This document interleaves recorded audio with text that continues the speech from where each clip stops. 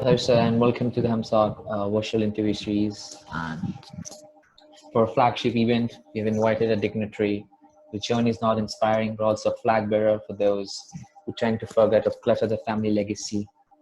Our guest speaker is none other than Dr. PTR Palanivel Thiagarajan, who started his career from NIT Trichy to University of Buffalo, and then leading to MIT's Sloan School of Business.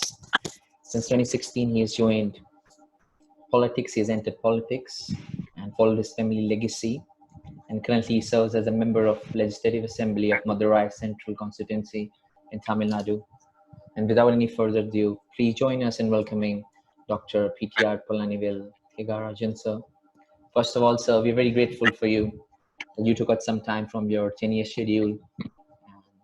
And I want to convey my thanks to Dharan and Ruben for making this talk possible.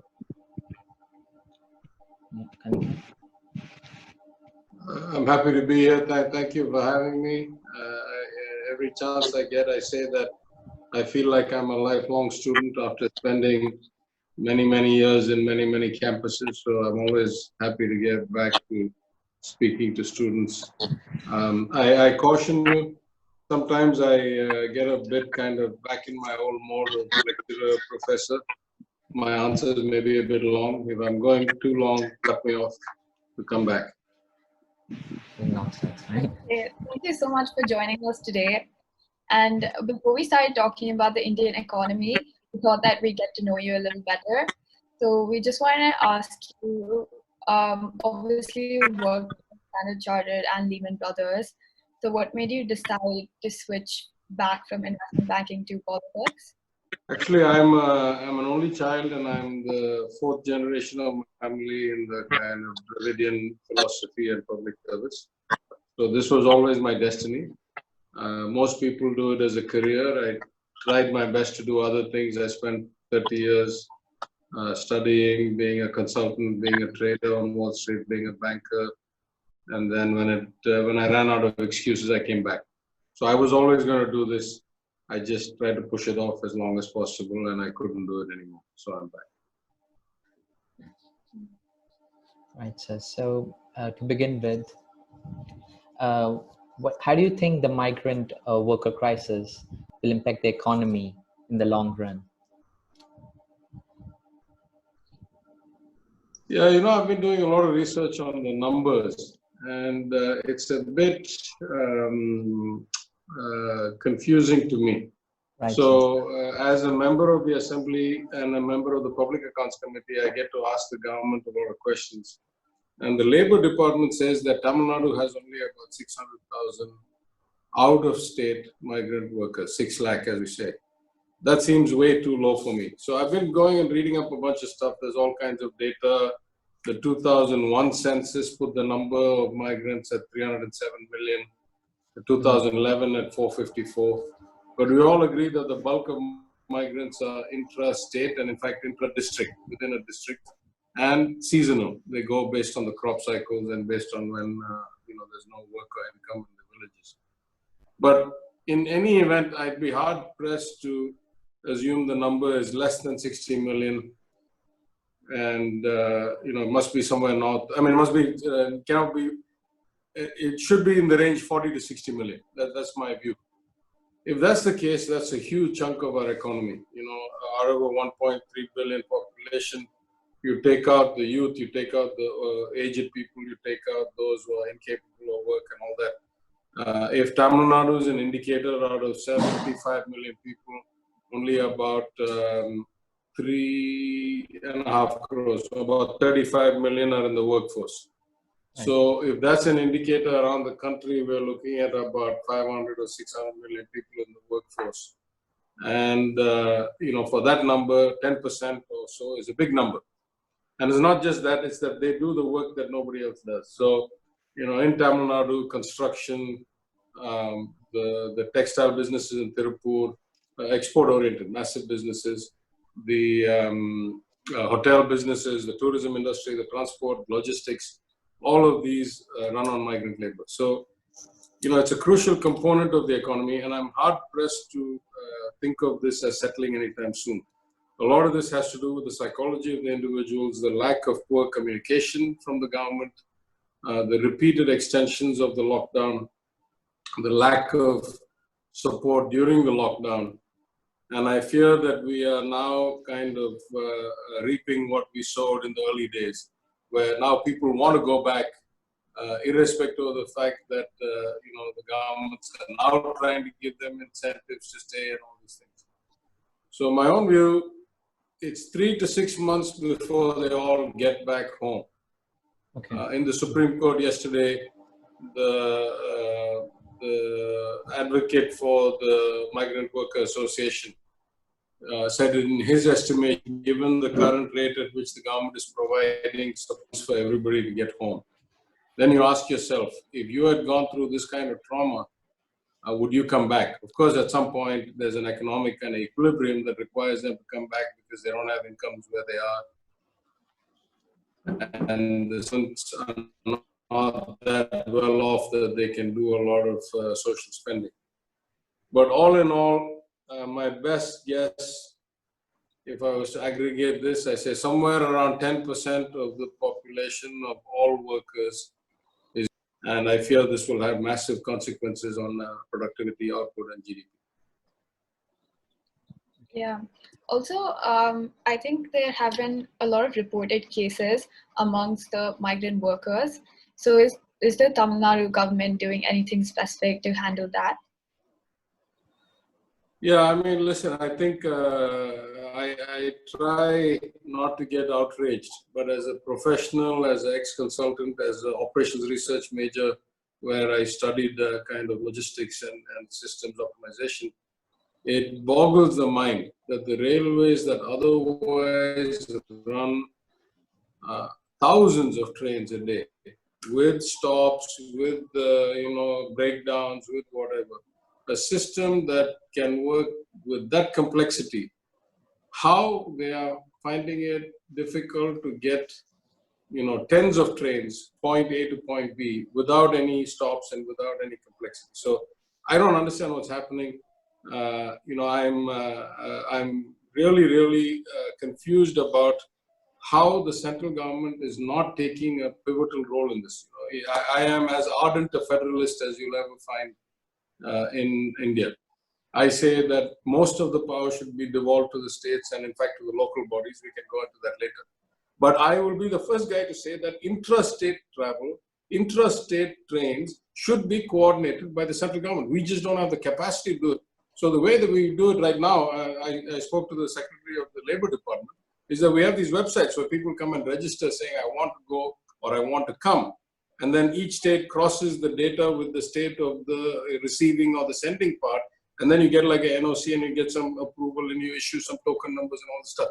This kind of state-to-state coordination is ridiculous. There should have been a national database. There should have been one-stop shop for everybody.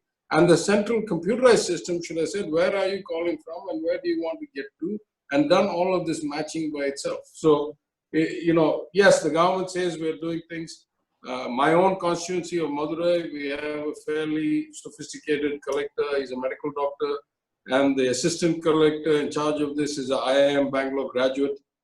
She has done a pretty good job of identifying, supporting, providing them food and water for the journey and stuff. But you see, you start with a plan. You say that the train from, let's say, Delhi, from Vasi in Maharashtra to Gorakhpur should take about a day and a half. And what you're finding is these trains end up taking 3.5, 4 days going to 4 states or 5 states. So then you have no way of providing food for 4 days or 5 days that won't get spoiled, and there's no plan, and and certainly water, you cannot provide gallons and gallons of water per head. Even the containment of that is a problem. So it's a shameful episode in India's history. If I say too much, I'd be accused of politicizing it. But I just say it as a professional that all of us in public service, irrespective of whether we're ruling party or opposition, of one faith or the other, we should see this as a failure of democracy, a failure of governance, a failure of administration. It is a kind of black mark on the progress of our country, on the soul of our country, actually. Obviously, so it's time consuming as well because the trains and the NOCs, it takes a lots of time to governments, and the laborers are kept waiting at railway stations. Um, so is there any solution for it, or you think, this episode would go in? Yeah, I mean, I think it supposedly gets easier over time, right? For multiple reasons. It gets easier over time because people figure out the flaws in the system and try to fix them. It gets easier over time because, what can I say, word of mouth propagates down the chain about what is and isn't the reality, and the human communication network. Luckily, mobile communications are very cheap and ubiquitous in India. So everybody can tell everybody else, up and down the chain, what is happening, how it's happening. Information travels very rapidly. Assuming that they finally get it right, I suppose it goes smoothly. But we have kind of a couple of variables that make it nightmare, in the sense that even in the evidence given in the Supreme Court yesterday during the hearing, the number of people that have gone back, that have been repatriated, is somewhere around 30, 40 lakhs, maybe 50 lakhs.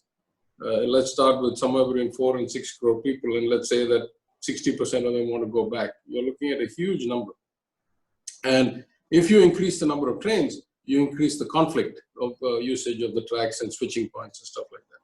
If you increase the number of trains, you increase the risk of accidents. So, in theory, lockdown 4.0 ends in 2 days. If that happens and they say, okay, normal trains start running for normal kind of business and personal reasons, then that further complicates the problem. So, as with all things, if you do it right the first time, or you take time to think about it, and you kind of, these old adages all come back to me about, measure multiple times and cut once kind of stuff.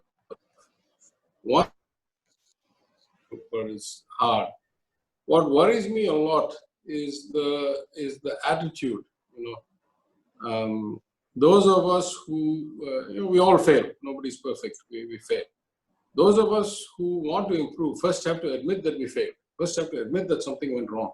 Then we start kind of, analyzing, looking for feedback, internal soul searching, external advice, and then we hope we get better. But if you're not admitting that what you have done has been kind of a failure, then it's very hard for you to improve.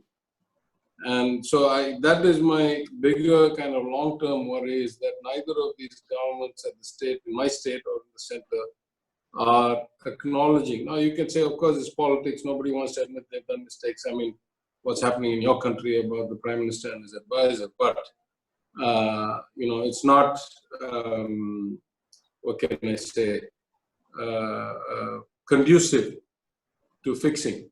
So I am genuinely concerned. I don't see, without the proper attitude, in fact, I've tweeted about this. I said, shouldn't the railways minister, who is whatever else he is or isn't, he's an auditor, he's a chartered accountant by profession. Surely he should get the best minds possible and run an immediate audit of what has happened, why has this happened. And, these are not complex problems to analyze and fix. I mean, they may, however complex they are to fix, surely they're not complex to analyze what has happened already, because it's few hundred. I'm a bit, they're not doing that. Yeah. Also, you mentioned how the lockdown 4.0 is going to end in 2 days. So do you think the economy is going to go back to normal after that? Or how long is it going to take? Or what do you think the future for the next few months is going to look like? Yeah, I don't want to sound like a pessimist, but let me start. The data came out this evening about 3 hours ago. I don't know if you guys were keeping up with it, but the Q4 of the fiscal year 1920 that ended March 31st, the data has come out, and we must keep in mind that that quarter, or the year 1920, was pretty much COVID-free, because the first time the government acknowledged something was a problem was the 23rd, and the first lockdown 1.0 started on the 24th. So 7 days out of a 365-day year. So if you assume that was pretty much normal year, then we were already in pretty deep trouble. And depending on how many of you care about this, or if you've not already read it, I don't want to be repetitive, but I can go into a more detailed analysis. But the headline figures were that growth came in at 3.1% for the year in real terms. Now that is the lowest number in decades. And the government's finances are a big mess.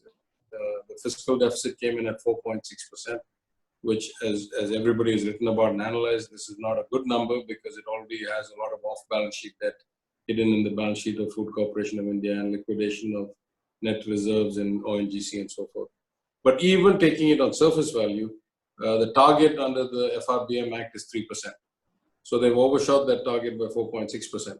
Even that wouldn't worry so much, except that 4.6% fiscal deficit actually has the bulk of it. 3.3% is a revenue deficit. That means for current spending, that means through the shortfall of revenues compared to their intended goals, but not being able to cut back the spending. The revenue deficit for last year is 3.3%, which means that you have done almost no investment. Now, let's just remember, just for those who haven't got the structure, the FRBM Act and the equivalent acts, like in Tamil Nadu, we call it the FRA Act, Fiscal Responsibility Act. The targets are 0% revenue deficit. Don't spend today what you don't earn, and 3% maximum fiscal deficit. So ideally, keep all of your current expenses within your current income, borrow 3% of your GDP, and invest that all towards capital expenses. That's why 0 revenue deficit, 3% fiscal deficit. But last year has been 3.3% of the 4.6% was just revenue deficit, which means that the investment was less than half of target. It's 1.3%, not even 1.5%. It should have been up to 3%. So you know that growth is going to slow if you don't build infrastructure. And let's be very clear. The government is the single biggest driver of growth in capital spending because the kind of projects the government does are multiplier effect. They put in drinking water systems, they put in roads, they put in ports, they put in hospitals. And they borrow at the lowest possible cost because it's the government, risk-free within our country according to the financial models. And therefore, they are more likely to get greatest return because they don't have to worry about bureaucrats, red tape, corruption. It's a government project. So any government capital investment is the lowest cost, lowest risk, highest return project. And if you build the roads and the industrial estates and the ports and the airports and the kind of infrastructure, electricity plants, then industry will come, then growth will come, then transport will come, then logistics will come. So this is the model. And if you find that government investment goes down, then you really worry about whether private investment will follow. I don't want to get too technical, but if you look at private capital formation and all that was actually negative. So these are correlated things. Why I say this is before this crisis ever touched us, we were already in the worst economic situation, at least in my lifetime, potentially since independence, in terms of not just were we down, but this was a demand problem. Normally in a developing economy, you have a supply problem. You have a lack of capital, you have a lack of investment, you have a lack of kind of, employment opportunities. But the demand is always there. At least at the bottom of the pyramid, people who are here have moved here have moved here, so forth. So, you never ever see declines in sales of fast-moving consumer goods, soap, toothpaste, biscuits, rice, things like that. This year, the finished year, we saw for the first time, those goods declined or those goods growth slowed to almost zero.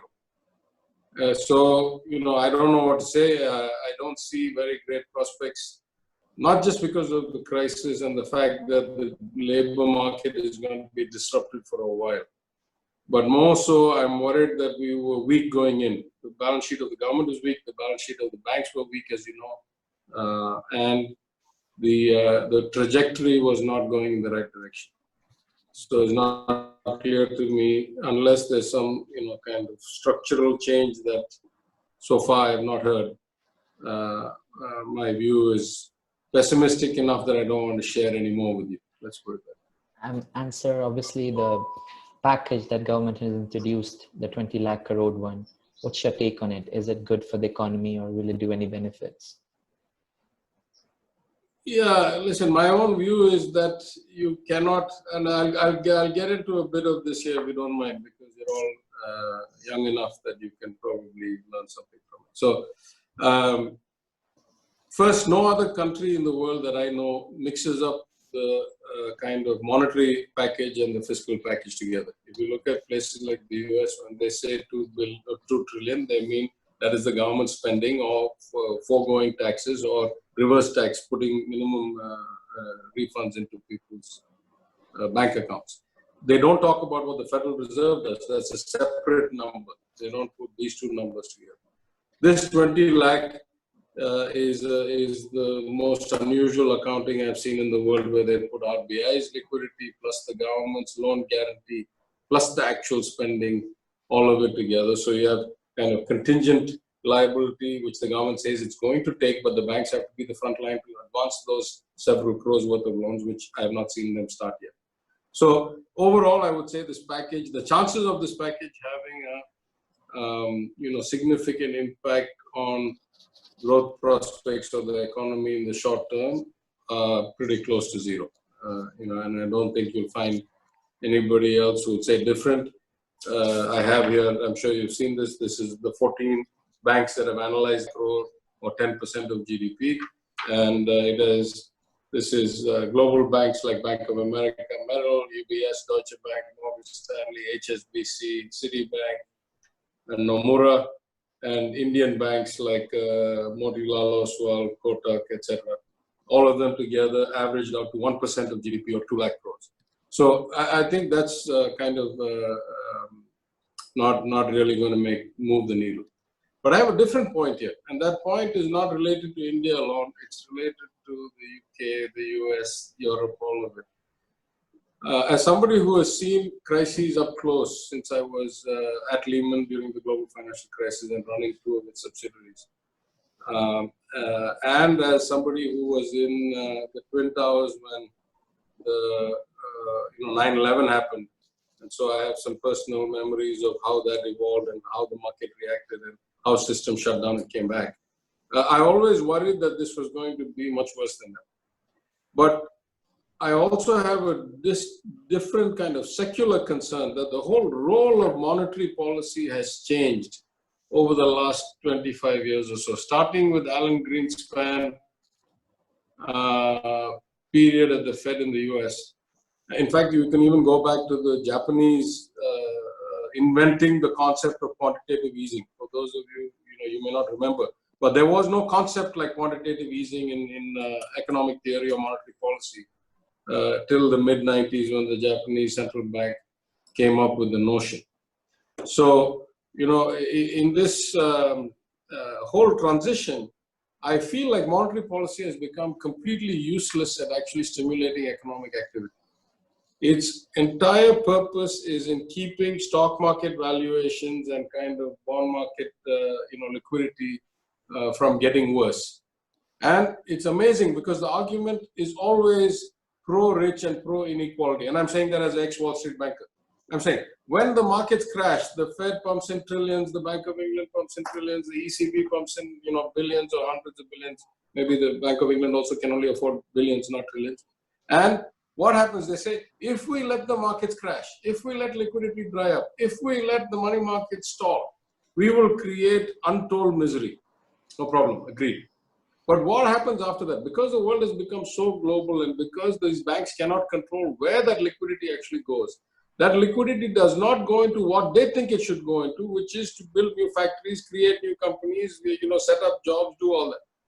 Or, these companies to do that. What it goes into is flight of capital to whichever part of the world they can buy assets, driving up asset prices all over the world, and not creating employment or GDP or productivity. So in good times, they're not able to pull it back. So if you really look at it, 2008 was the bottom. 2008 was the beginning of the crash. Let's say by 2010, 11, the world started to correct. By 2013, when Ben Bernanke says, I'm thinking of unwinding liquidity, the markets start to tank. The FX market go haywire. All the asset prices fall. All of a sudden, they find their hands are tied. So now we have perpetually about $2 trillion of excess liquidity because they can't unwind the GFC. Now we fast forward another 5 or 6 years, we have another major crisis. This time they're pumping in $4 trillion of extra liquidity. What does this do? It just keeps the rich richer and it keeps the poor unemployed. So in my view, this whole kind of 15-year period has shown the depth of monetary policy. All the monetary policy can do is keep the rich rich. It is incapable of actually stimulating growth or fixing the economy, is what I would take out of this experience. I had a macroeconomics exam recently, so that was actually really interesting to listen to. But before we move on to the Q&A by the audience, we have one last question. So after the coronavirus crisis, what do you think India's role is going to be in the economy? Because obviously there's a lot of war happening between many countries and China, like a kind of Cold War. And many people are saying that production might be moving to India, or many countries might be looking at being self-sufficient. So what do you think is going to be India's role in this new world? Yeah, I mean, I think this is a very complex question. There was a time when I was a global banker, when I was a Stanchart, I ran the global money markets and the global foreign exchange on the back of commercial banking. So I track the global economy and trade flows and things a lot better. I don't so much anymore because I'm an MLA and I worry about, clogged sewers and drinking water pipelines. But in the last few days, I've read probably 2 or 3 or listened to 2 or 3 really interesting conference calls and read articles, which just confuses me. I mean, I just earlier today, I was at an event moderated by M.K. Narayan, the former National Security Advisor of India, and had somebody from the Brookings Institution, Washington, D.C., a old China hand from the press, James Crabtree, ex of the Financial Times, now in Singapore at the Lee Kuan Yew School, and Vijay Gokhale, former Foreign Secretary of India. And there was no consensus at all. I don't see what, I mean, of course, it's hard to say. This whole thing is pivoted on what happens to US-China relations and how bad do they get, and, what are the consequences. And nobody can really see that. Among other things, there's an election also in the US coming, so it's hard to see what happens beyond that. But if you leave out the kind of likelihood of another Cold War, and you leave out the kind of extreme case scenarios of many border wars and things like that, which I can't calculate. I'm not qualified enough, and I'm not enough of a geopolitical kind of strategist to answer those questions. But assuming that we don't get to a situation where there's military escalation, and it's only a question of trade and deglobalization and so forth, then I think we must assume that whatever personal incentives and economic rationale for profit seeking by individuals led to China going to the place it is, where it's the manufacturing hub and the integral component of the supply chain of the world, cannot be kind of disrupted that easily. I've been on programs in India where I say, I don't think it's that easy. I don't think that, all of a sudden 20% of the offshoring that goes into China suddenly shuts down and moves out. Nobody else has the scale. Nobody else has the logistical sophistication. Nobody else can pick up the slack. Right? China is the behemoth. And were it to move, it's not clear to me how much of that would come to India. We have serious structural problems in India, and if anything, this crisis has highlighted the lack of our independence of our judiciary, the lack of ability to get rapid resolution, the illiquidity in the bond market and the mutual fund market, where the RBI has had to step in and kind of support those, the limitations of regulation in the financial markets. So it's not clear to me we have covered ourselves in glory enough that the trade away from China moves towards us. But even let's say that's true. Let's say that I'm a pessimist. Let's say that China is going to lose a bunch of stuff, and let's say that's going to come to India in a significant way. That's like a 2-year or 2.5-year pipeline. I mean, think about doing business in India. Think about acquiring land. Think about building factories or setting up power plants or setting up infrastructure and things like that. These are not things that will result in significant kind of employment or growth opportunities in the next 3 months, 6 months, is my understanding.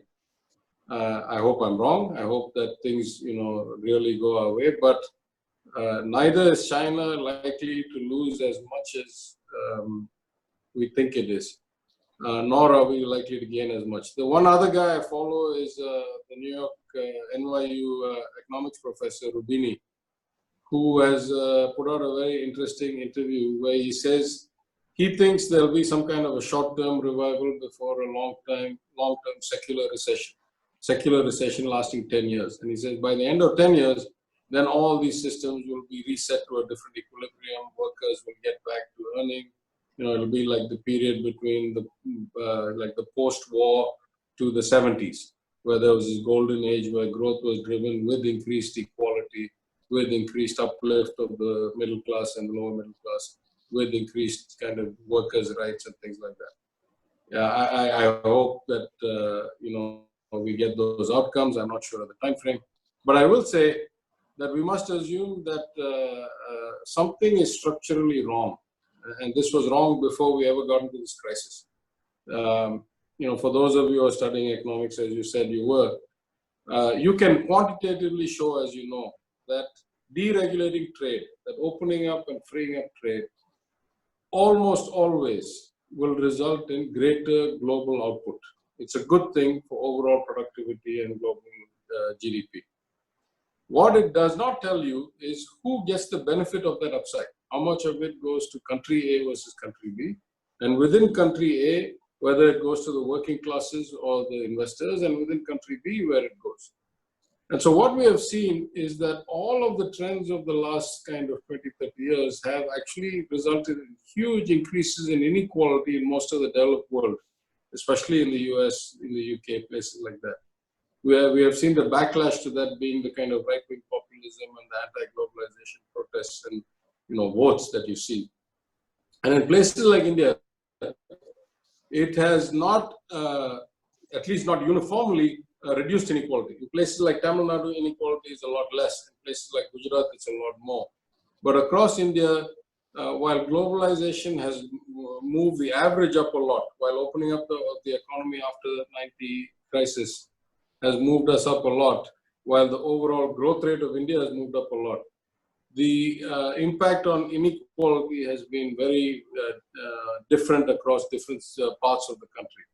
And I think that is the structural problem we have, because if I was to make it kind of very rudimentary, the role of government in a democracy is to ensure that everybody has a chance to grow under a rule of law without threat of violence or crime or breakdown of the social fabric.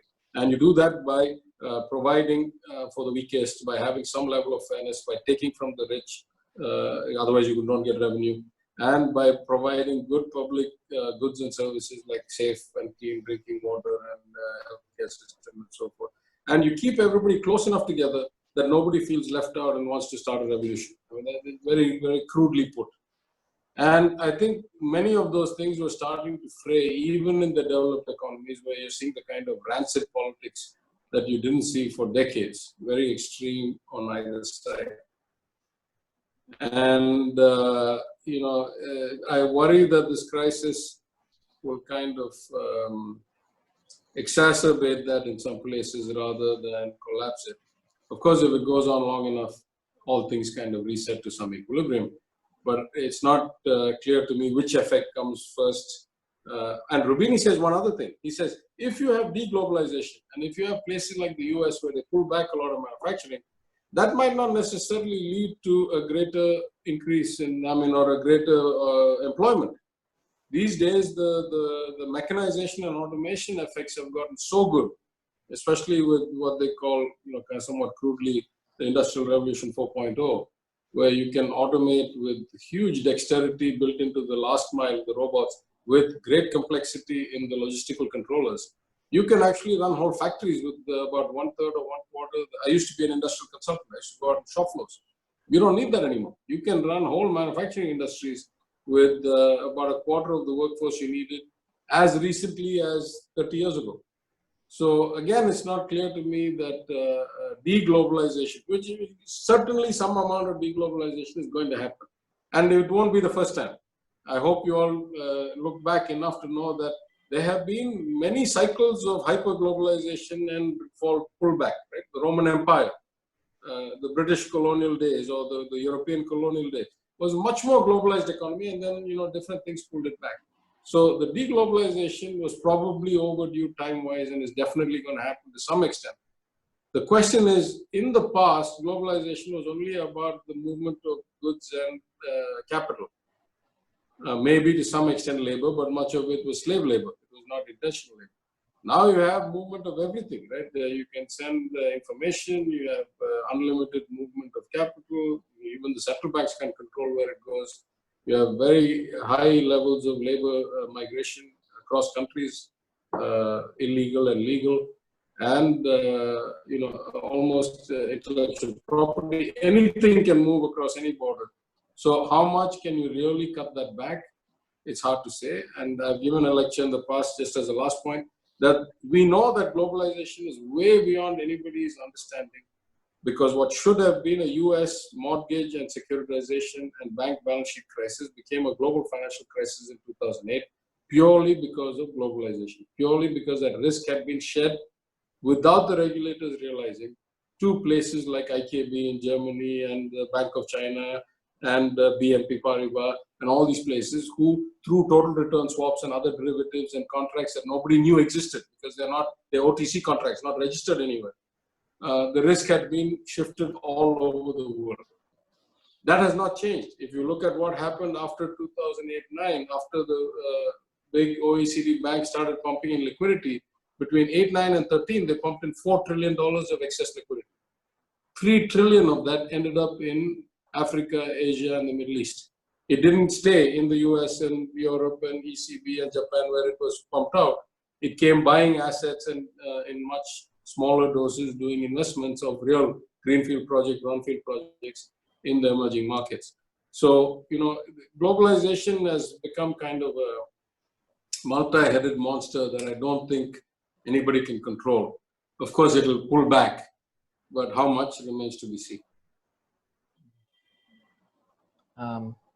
Thank you, sir, for your valuable insight. And now moving on to the last segment of our interview, questions from the audience. Anybody who wants to pose questions can raise hands in it with the icon, with the Zoom icon, or message me if you want, if you're not able to find the icon.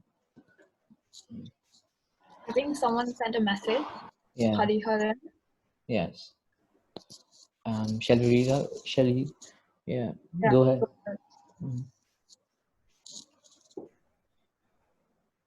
Shall I do it or? Okay. Yeah, go for it. He's saying, would like to hear your inputs on Geo's inlays of investment. Is there any reading between lines which general audience out here could be missing? Also, would like to hear your views more about failure or recent free fall in investors like SoftBank, Ventura, and Lightspeed's balance sheets. What would be its impact on future of startup ecosystem in India? Can government do something about this to regulate vision funds more?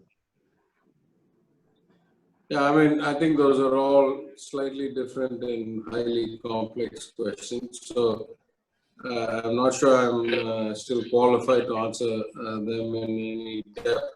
But my initial thoughts, the investments into Geo reflect two things. One, future growth opportunities, which is, they would have done this any day of the year, but Mr. Ambani didn't need the money till now. So that's that's the two halves of the equation.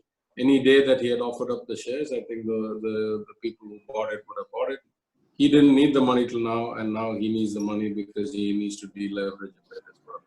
So I think it's just it's a transaction like going back to the Adam Smith notion that each man acting in his own interest sometimes provides the right outcome for society, unregulated and unkind of checked. As far as the soft banks and so forth of the world, listen, the whole the whole business of finance is a confidence game.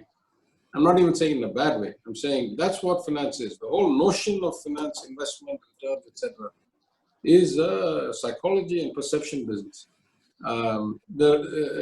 Just go back to the basic macroeconomic equation, right? So if all savings effectively have to get moved to either industrial borrowings or capital investments or government borrowings, and if the GDP of the world keeps growing and the wealth of the world keeps growing and therefore the savings keep growing, perpetually the wealth of the world goes up, perpetually the amount of financial securities issued to absorb this wealth and put it to work keep going up. So stock market valuations, the total outstanding bonds, the total outstanding commercial paper, the total outstanding corporate debt, government bonds, etc., all going up. Now the question is, if the number is perpetually going up, and there will never come a day when everybody wants to get out of the same market at the same time, it's not doable, you cannot liquidate the entire market, then everybody kind of is in a Ponzi scheme of some sort, whether you like it or not, because the only real exit for you is either you sell the stuff or you die and pass it on to your heirs. There's no other real exit out of investing into public securities or bonds or whatever. So in that sense, markets which run on confidence really used to have kind of a better check and balance before this whole notion of central bankers becoming like politicians and the line between the government and the central banks blurring. Now, it's like a safe bet. It's like, the Federal Reserve is the dealer in the casino. No matter what happens to the economy, the Federal Reserve will make sure the market doesn't crash, or the equivalent Bank of England and the ECB and the RBI and so forth. So here you have this dichotomy. I'm sure I still subscribe to The Economist, though I don't think it does such a good job anymore like it used to 20 years ago. And the cover story 3 or 4 weeks ago was this growing gap between the real economy and the market valuations. The real economy is going in the tank, and the market valuations of all securities, bonds, stocks, government debt, is going through the roof.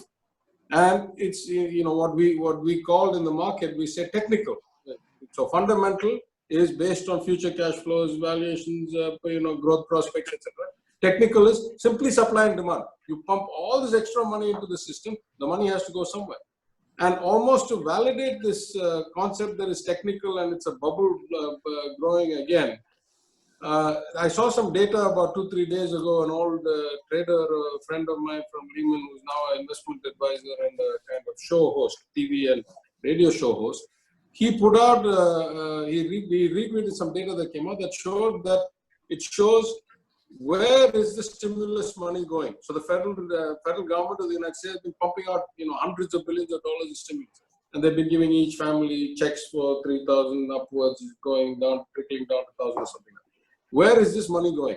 And except for the lowest income category, $35,000 or lower family, all the other income categories, one of the top 3 or 4 things that money was going into is the stock market. So now you have this like perverse outcome where the monetary policy is pumped by the Fed into keeping the stock market up, not crashing. And then individual investors are lured into this saying, oh, the rest of the economy is crap. I can't find any other real asset to buy. Why don't I go and buy some shares as well?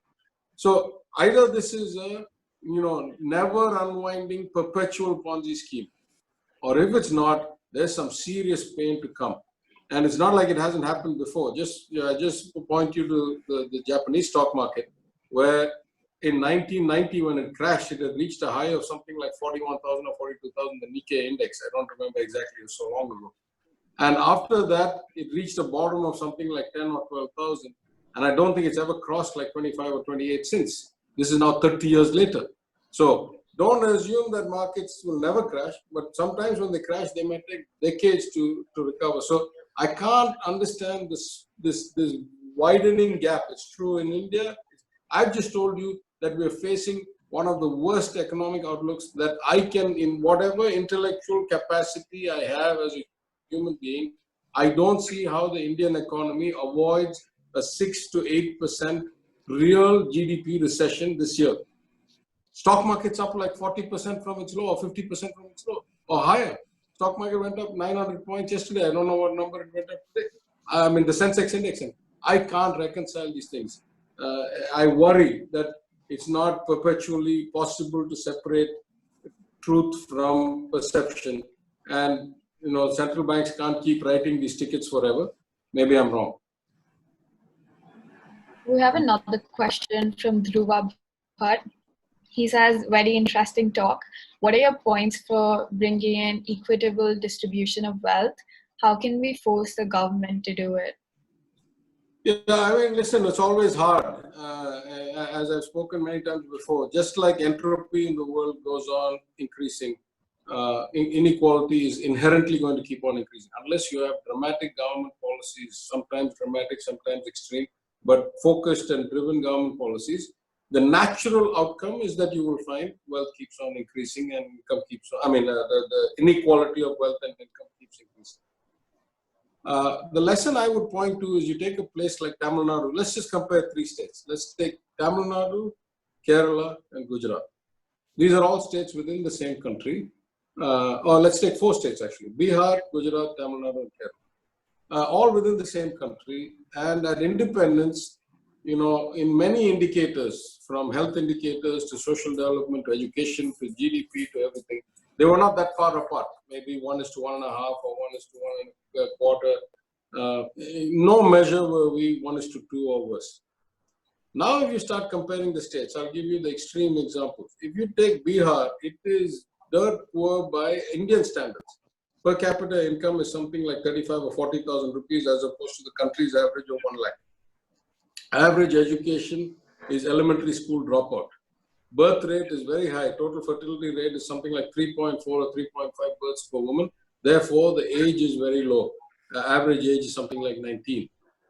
And the chance of a college-age kid going to college, enrolling in college, or what we call GER, gross enrollment ratio in higher education, is somewhere around 12%.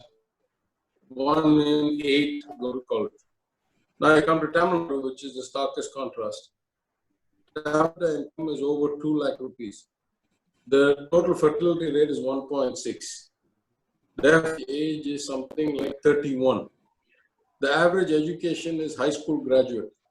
And the gross enrollment ratio into college is 48 or 49%. It's higher than the UK, it's higher than the US. 1 in 2 kids enrolls in college. Now you can say some of these colleges are not great colleges, the degrees are not leading to jobs. I have no problem. I won't argue any of that. But the fact is the GER is that high.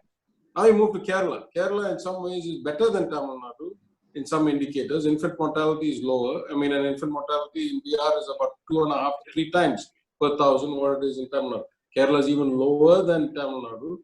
But Kerala has 2-3 distinctions compared to Tamil Nadu. Kerala has not nearly as good infrastructure, not nearly as good medical facilities, not nearly enough education institutions, not nearly the gross enrollment ratio we have. It's about 32%. 32% compared to 48% or 34%, something like that. And the Indian average is something like 24%. Right? So Bihar is half the Indian average, but double the Indian average. So, but Kerala has one thing that is much better than us. Kerala has much more evolved local self-government. The power of a panchayat chairman or a councillor in Kerala is akin to being a minister in Tamil Nadu. In their local areas, they are very powerful because of the history of the Communist Party and the Communist governments in the past. Now, I could say the downside is that if they weren't getting billions of dollars a year of remittances from the Gulf, they couldn't keep up and they wouldn't have some of the outcomes. They would say, listen, we are still the best handling of all states in the COVID epidemic. We have the greatest kind of health indicators in infant mortality even before the disease struck. So that's a trade-off we are willing to take. Now you go to Gujarat. Gujarat has galloped in industrial development, particularly the last few years between 2006 and 2016. Gujarat's share of India's total manufacturing went up by 2 or 3 percentage points. So it went from like 11 to something like that. And it is a very high per capita income state, perhaps not as high as Tamil Nadu, but not very far behind. But the difference between Gujarat and Tamil Nadu is Gujarat has about the highest Gini coefficient in India, the highest spread of wealth between poorest and richest, has about the lowest quality of medical treatment, has things like infant mortality not that far from the poor states, has access to education not that far from the poor states. So it is a much more unfair society. Now you say, how does this happen? And is this fixable in 1 year or 2 years or 3 years? And I say, it happens because of the philosophy of government, and it happens over decades. It cannot happen overnight. If you take the southern states as a whole, this supporting kind of infrastructure was driven by universal education, universal access, removal of the caste system, bringing everybody into the temple, all of these things which started in the 1920s by the Justice Party under diarchy, even in the British days. in the kind of Madras presidency.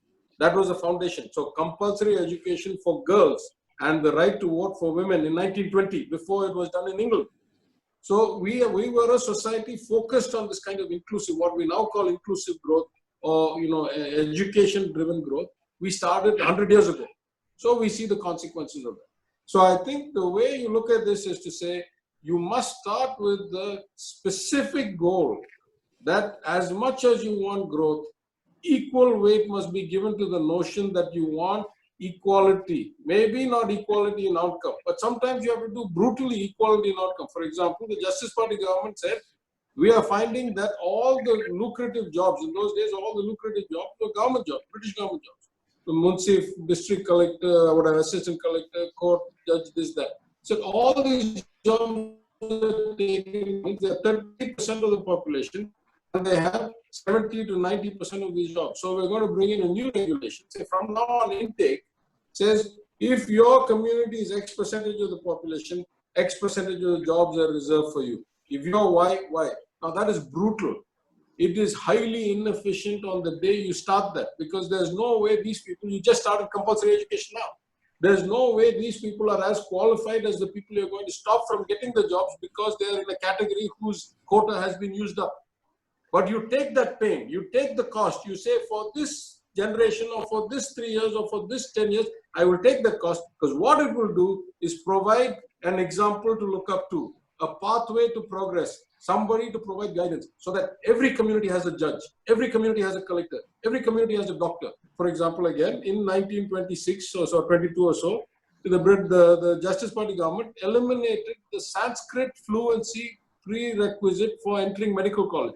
Till then, if you needed to enter medical college, you had to have Sanskrit fluency. So why is this related to medicine? And the debate, just to tell you how sometimes these debates get farcical, the opponent said, no, you can't take it away. So the chief minister at the time, the Raja of Panakal, he said, no problem, I won't take it away. You just show me the library of books for medicine written in Sanskrit, not available in any other language, and we'll retain the requirement. If not, we're going to throw it out. We threw it out.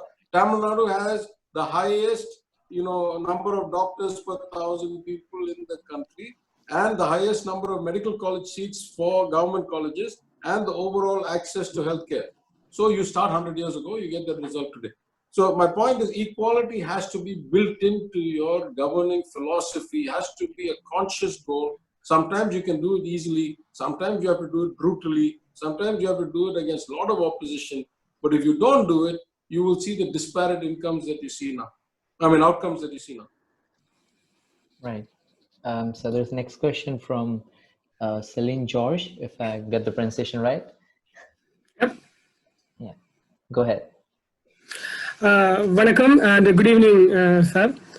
So happy to see you talking to us. It's a very rare thing, of course. And my question is about the communication that we are not able to establish with Tamil Nadu government, or during this COVID, or in general. Something like a continuous communication is close to impossible. All the communication, whatever that we established throughout this time, or through a known context within the government. So here in the UK, I am heading the Tamil Studies UK campaign to bring Tamil Studies in the University of London, School of Oriental and African Studies. So we have been engaging conversations with Tamil Nadu government for the last 2 years. So every time when we have a materialistic, something like a achievable communication is happening. So some local politics changes its dynamics. So maybe it's a 16-lane road or a Tuticorin issue or something like that. So this time it is COVID, and last 4 months, we are not able to maintain an active communication with the government. So it's like we are not able to proceed with things. So even if we able to do communication with the ministerial level, the problem is the continuity and sustainability is not there. So there is no way we can actually... No, my friend, I'm sorry. I don't mean to cut you off. My point is, you and I can take this offline. Okay. So, I mean, my point... I don't want to use up other people's My question is whether a DMK government coming back to power, will we have any roadmap laid to engage the diaspora? Because we are one of the largest diaspora in the United Kingdom. I'm not talking about Tamils, as a whole in Indians. So is there any way we can engage active conversations with the state government, and does DMK have any plan laid out in future? Yeah, listen, I'm not senior enough to speak for the party. I assume that every government wants to engage the diaspora. It's in our interest. People who have done it successfully, like Kerala, they get a lot more remittances, and so it's crucial to their kind of well-being. I don't think it's a lack of will. I don't want to politicize the issue. I'm sure it'll get done. It's not a questionable goal. It's a clear goal. It'll get. So we can have this offline. Please take my call. Offline. Okay. Thank you very much, sir. Thank you. So we have 2 more questions from Richa and Ruben, but we're kind of running out of time. Do you want to take those questions? Sure. Please go ahead. Yeah. Okay. So Richa is saying, so you spoke about the monetary problem in India keeping the rich rich. Relating to that, why is that the richest people in our country, the 2nd or 3rd generation tycoons who run huge empires comprising dozens of unrelated businesses, they create artificial barriers of access to regulators and thus deprive our startups of wealth generating opportunities? Is it just because they can navigate the Indian government maze? What is the root problem for this, and what does India need to do to change this and fuel innovation and startup culture? Why is it that in Western countries, innovation drives wealth, and that is not the case here? Yeah, I mean, I think she's, I'm sorry, I didn't get the name. Who asked? Richa. Yeah, so I think she's answered the question to some extent herself. I'll just make 2 or 3 quick points. This is not an India-specific problem. My MIT senior, Raghu, who was the Reserve Bank Governor of India and before that the IMF Chief Economist, he and his Chicago colleague have written a book about it. It's called Saving Capitalism from the Capitalists. So this is, in a democracy, the real risk is that you start with a level playing field, and those who get so big and so successful use their money to lobby the democratic process to twist the rules towards them. And therefore, it's like we all storm the fort together. The one who gets in first then draws up the drawbridge so that the rest of you can't come in. So in that sense, this is a global problem. It's not an India problem. This notion of successful individuals or families or companies lobbying governments to change the rules to suit them and prevent competition. In India, it's particularly bad because it's not even widely shared. It's not even a company where other people can buy shares into it, and therefore that the wealth, even if it's misguidedly grown, Google is a monopoly, but it's owned by many people who also benefit from the growth. Reliance, maybe not so much. It is listed to some extent, but not so much. So in India, the unique problem is, as you say, the kind of disruption of normal processes through rent-seeking and bad governance and bad policies and so forth. And in fact, when I was at Stanchart, my then colleague, though I was at the global level, our India economist wrote a beautiful piece, which I don't know if I can find, but if I will, I'll send it to you. But he said, you can tell the quality of an economy by the industries in which the billionaires made their money. You look at the industries in which they made the money. And if the industries are things like the tech industry or fast-moving consumer goods or stuff where there's intense competition and it's almost impossible to skew the government policies in your favor across all the states at the same time. If the billionaires come from that industry, then it's more likely the economy is a clean and well-run economy. If the billionaires come from industries like telecom, petroleum, all these kinds of heavily regulated industries, then it's more likely that it's a crony capitalist kind of country. And in fact, he went on to say that if that is the case in a country like India, effectively, all these industrialists are not in various businesses, they're in one business, and that business is government arbitrage. They know how to make the government work for them. So that's true. It's a very good indicator, and I urge you all to look at many countries that way. How do you overcome that? Well, in theory, the democratic process is supposed to kind of prevent this from happening. in theory, we are supposed to evolve as the per capita income goes up, where people demand their rights and so forth. So this wasn't any different if you take the US in the late 1800s, the early 1900s, the robber barons and so forth, and Tammany Hall, how they rigged the whole democratic system to suit the rich and the crooked. But in practice in India, we seem to be regressing over the last few years. Rather, we find that it's becoming more and more kind of fewer and fewer people who are controlling more and more of the country.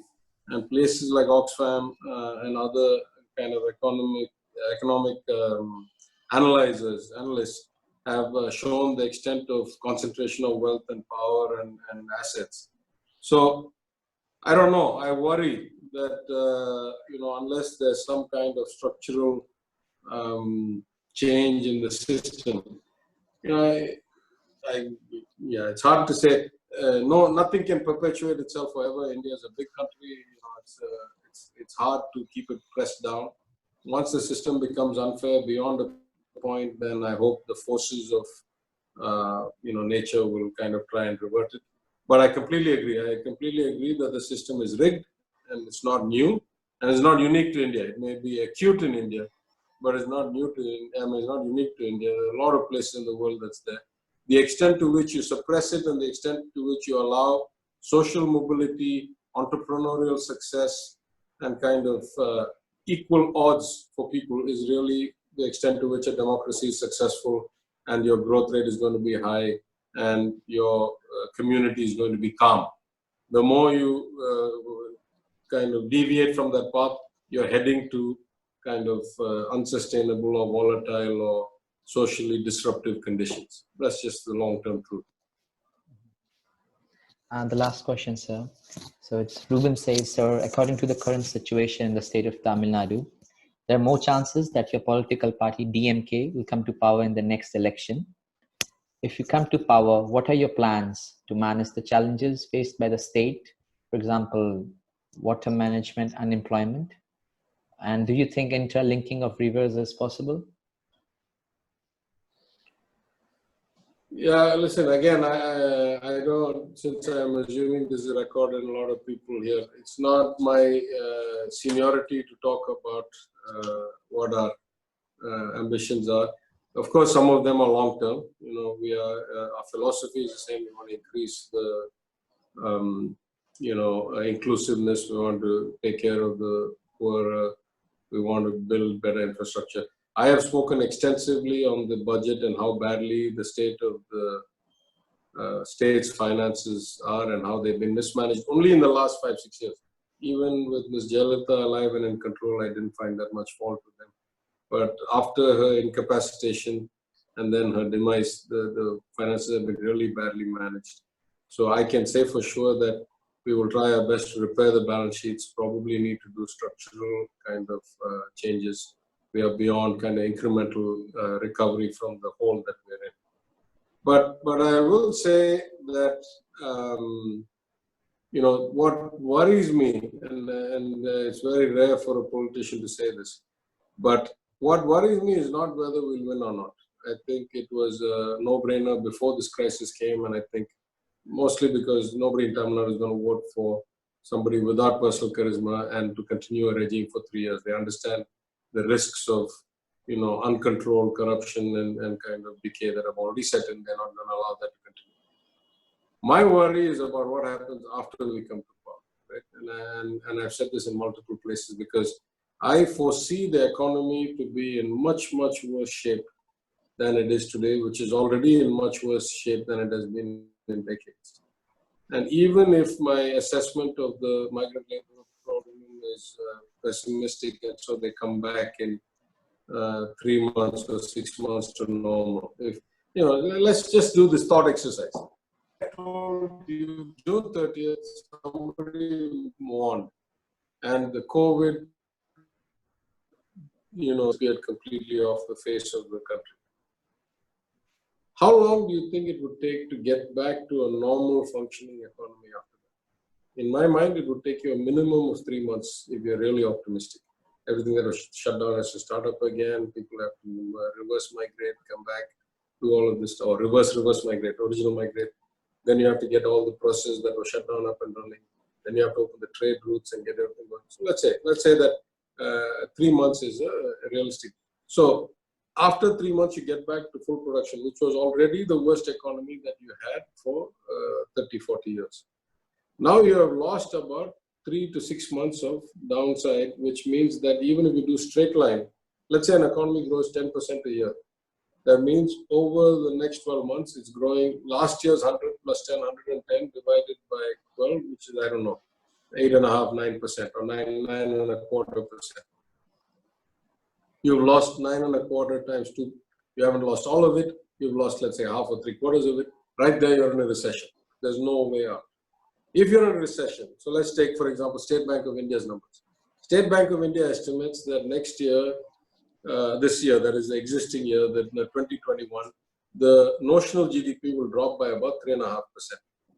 3.5% in notional GDP drop, which is about, what is it, about 30 something lakh crores. Then they say you add real. Now we take the next step. 6.5% drop in real GDP, and the population is still going to grow by 3 to 3.5%. So just simple math without even the kind of multiplier divisor variation. You will say you're looking at 10% per capita GDP drop. If you're looking at 10% per capita GDP drop, surely that's not going to be spread equally from the top of the pyramid to the bottom. Mr. Ambani is going to get richer. Even somebody like me is probably going to, not suffer that much. So then you find the people at the bottom really are looking at minus 15%. If they go to minus 15% in their income this year compared to last year, that means there are many people who are not going to get enough to eat. So my worry is that it might be a poison chalice. Coming to power is not the biggest ambition a man can have, right? You want to be able to do good things. What happens if the economy has gone into such a tailspin and people are suffering and lack of nutrition and,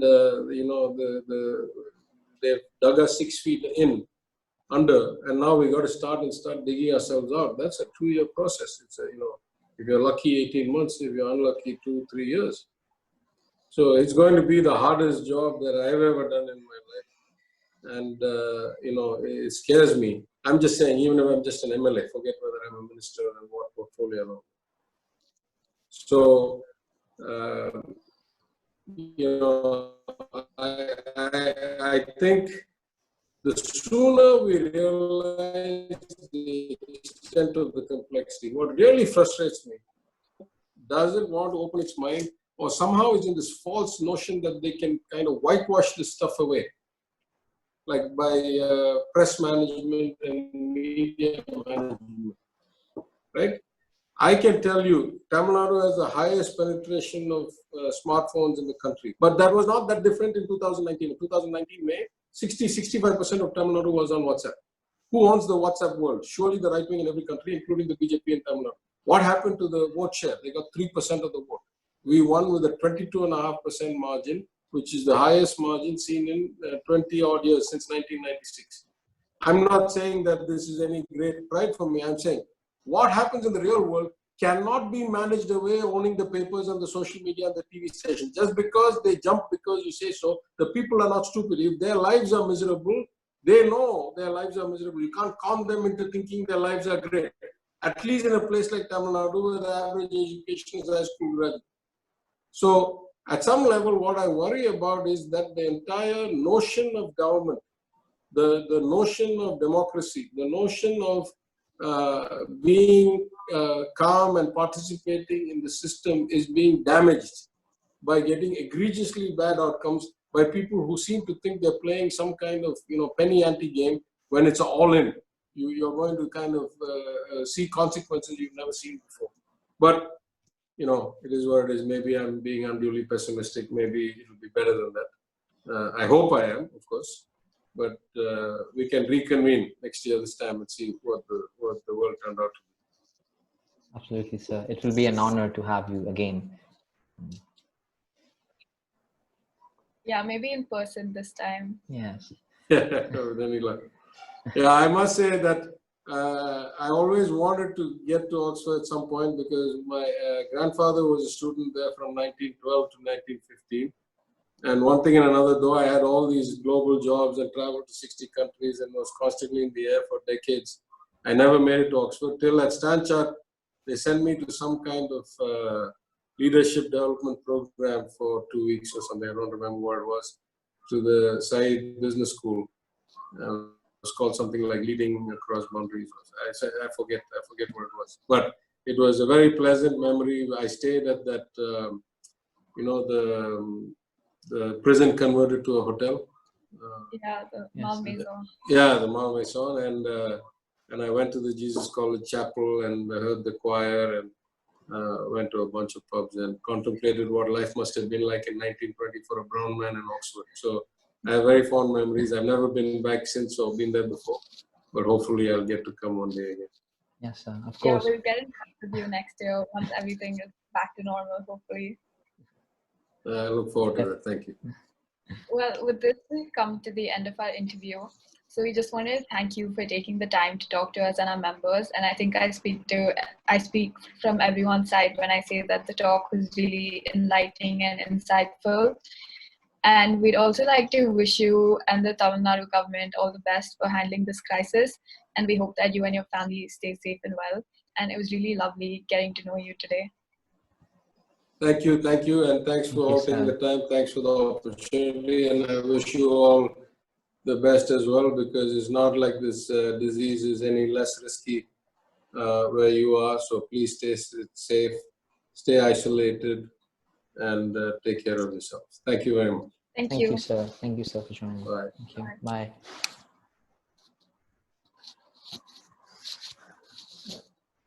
Guys, that's it. Thank you all for joining, and we hope to contribute to bring many more talks this session.